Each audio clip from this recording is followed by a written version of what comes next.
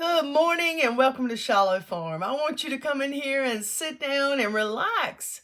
Take a breath and enjoy the moment. We don't take time to smell the roses. We really don't. I've got a farm full of roses all over our landscape, in our yards, and the kids that come to Shallow Farm can look at the beautiful flowers and the trees that we have and all of the decorations that's out here for spring. But I want to tell you something. Do I take time sometimes to smell the roses? Oh, absolutely not. I'm rushing, and I'm sure that you could say the same thing, that you've got beautiful things right before you, and you don't take time to enjoy them. And so today I want to talk to you something about faith, about what we talk, and about how we walk, because that is so important. That whenever God gives you a promise, it's very important how you walk to the promise and how you walk through the promise. That's so very important. And the way that we have to be careful is the way that we choose our words in walking in our faith journey. And so I want to talk to you today about Numbers 13, that when God told the spies to go into the land, they could go in and possess the land. But Joshua and Caleb, they had the mentality that they could take it, that the land was there, the promise was there, and it was for them. But then there was others who had a bad report because they were looking at the land, and in Numbers 13, I want to read it to you.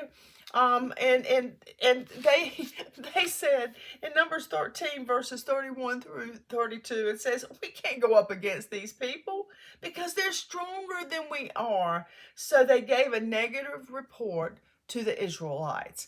And you know what? Just a few men outnumbered the two men that saw that they could take the land. They saw the promise and they knew it was theirs. But then it caused the other men to see them as grasshoppers. They said, we're grasshoppers compared to them. They're giants in the land. Forget the luscious fruit. Forget the big grapes and the pomegranates. Forget the milk that's flowing with the land that's flowing with milk and honey. Forget all of that, all the good things that they saw. And you know what? When they began to come back and give the bad report, it spread throughout all of the Israelites, and they began to murmur. And then it started leading them into vain imaginations.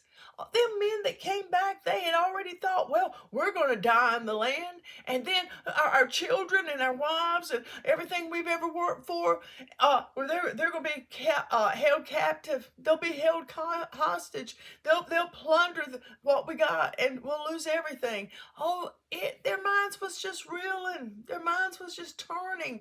And isn't that what happens to us? We get to thinking about what God's given us, what He tells us in His Word He's going to do, what He shows us. He gives us a revelation.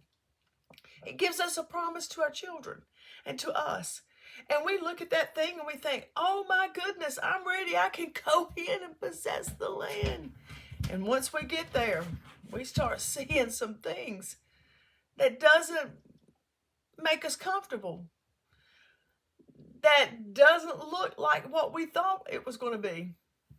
Did we think that we would get a promise and it would just be handed over to us without the testing, without the challenges, without the distractions? So there we are with a promise in front of us, and we can see it clearly, but yet the enemy starts feeding our minds, and then we begin to talk it. We begin to talk it out loud and say, oh, I don't know about this, man, because, God said that He was going to do this, but all I see is that. And when you start seeing that, you forget what God spoke.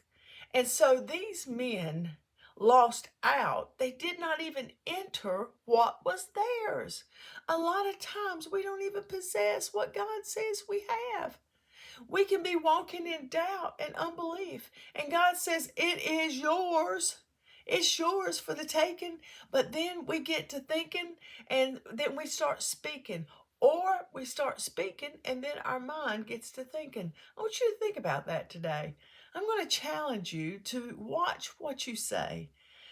I have to work so hard. When God begins to speak to me and tells me there's something new, or He's going to bless us with it, or there's a new challenge at Shallow Farm, or even in my personal walk, the first thing I have to do is start building myself up in the holy faith. I have to start reading His Word. I get out there on a limb and think, okay, God, here I am. Please don't let the limb break. And I am so challenged, but I know that I can't go back. It's so easy to go back to something that's comfortable. It's so easy to go back to what we know. And so God wants to challenge your spirit today and say, keep taking steps forward to the things I've promised you. Don't take a step back. Do you remember Lot's wife? Whenever, they were told to get out of Sodom and Gomorrah, she turned around because she liked what she saw behind her more than what she thought was before her. And so she turned as a pillar of salt. That's what happens to us when God gives us something and tells us to go forward, take a step forward, move forward, go forward. And we want to take a step back and turn around and look at what we had. What did we have? Oh, God says, I've got more for you. So why do you want to go back there when I have so much more for you? Listen, you have a wonderful day. This girl's praying for you.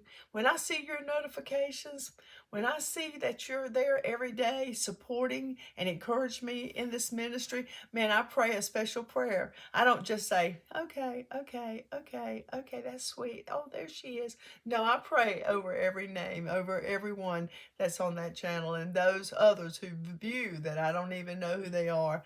Listen, I love you. Praying for you. You have a wonderful, wonderful day. God bless you.